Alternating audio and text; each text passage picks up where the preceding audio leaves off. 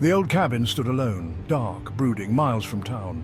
Seeking solace, I found only silence. She unpacked her car, a splash of colour against the grey landscape. The air, heavy with the scent of pine, felt oppressive. A twig snapped in the distance. Just the wind.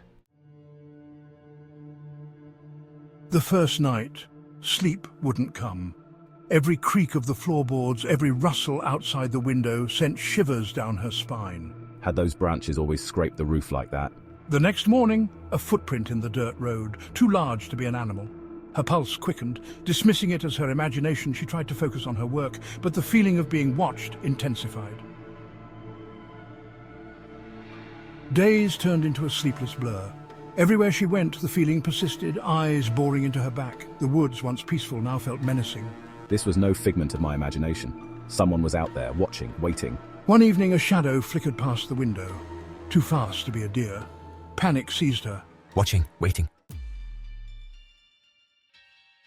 I had to leave. Now. The urgency was overwhelming, and every second felt like an eternity. My heart pounded in my chest, echoing the fear that gripped me. I couldn't afford to waste any more time. Sarah threw her belongings into her car, her hands shaking uncontrollably.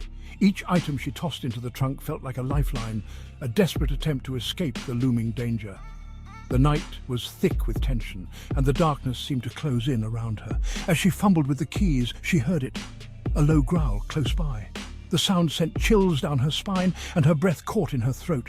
She glanced around, eyes wide with terror, but the shadows revealed nothing.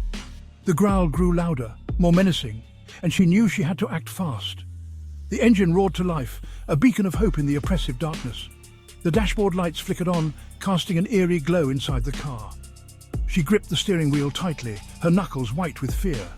She slammed the car into gear and sped off down the dirt road, the headlights cutting through the darkness. The trees loomed on either side, their branches like skeletal fingers reaching out to grab her. The road was rough, and the car jolted with every bump, but she didn't dare slow down. But the feeling of dread remained. It clung to her like a shadow, whispering fears and doubts into her mind. Every twist and turn of the road felt like a trap, and she couldn't shake the sensation that something was following her, lurking just out of sight. I wasn't safe yet. The thought echoed in my mind, a constant reminder of the danger that still loomed.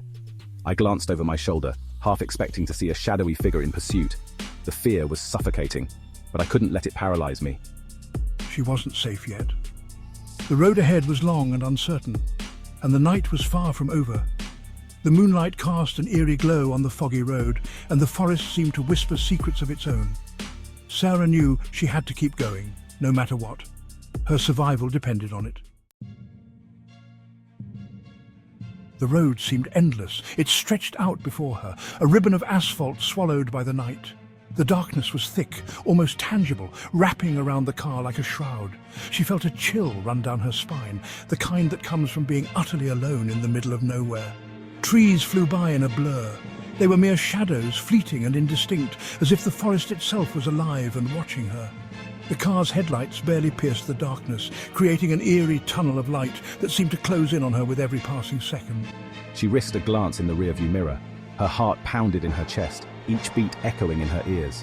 The fear was palpable, a living thing that gnawed at her insides.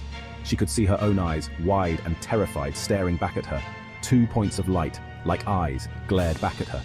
They were unblinking, cold and menacing. It was as if the darkness itself had come alive and was hunting her. She felt a scream rising in her throat, but swallowed it down, knowing that panic would only make things worse. Accelerating, she pushed the car to its limits. The engine roared in protest, but she didn't care. She had to get away, had to put as much distance between herself and those eyes as possible.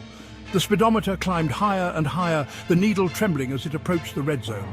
Suddenly, a figure emerged from the trees, blocking the road. It was tall and shadowy, its features obscured by the darkness.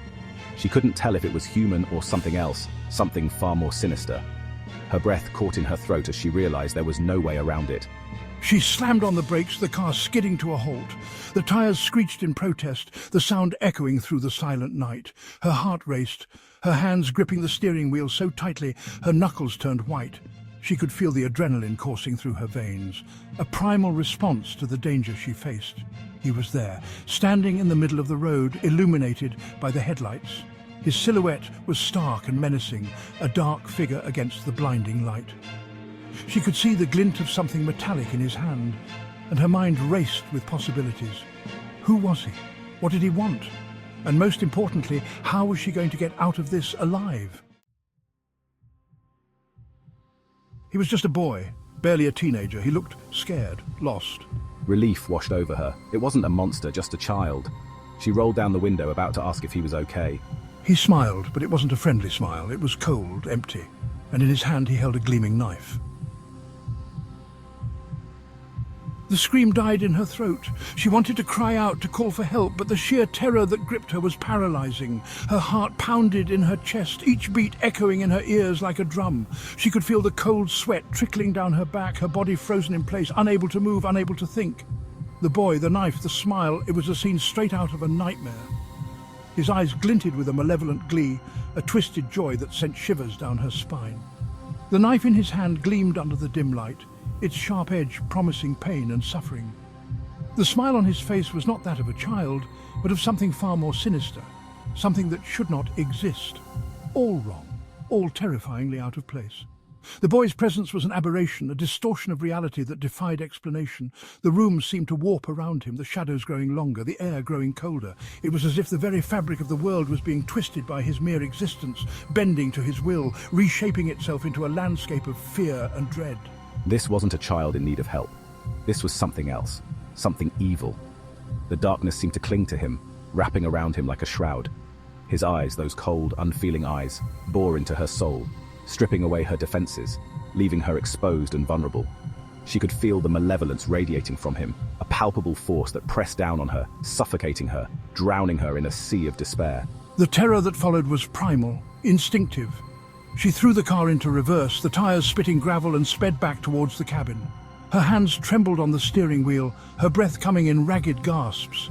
The night seemed to close in around her, the darkness pressing in from all sides.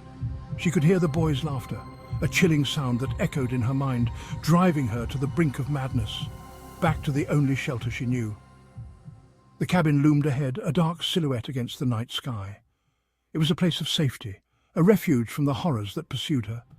But as she drew closer, she realized that the cabin itself had changed.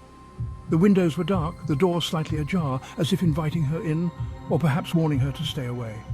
But she knew deep down that there was nowhere to hide. The boy, or whatever he was, would find her. He would not stop until he had her. The walls of the cabin seemed to close in on her, the shadows growing deeper, the silence more oppressive. She could feel his presence, lurking just beyond the edge of the light, waiting, watching. And she knew, with a certainty that chilled her to the bone, that the nightmare was far from over. Sarah's story doesn't end here.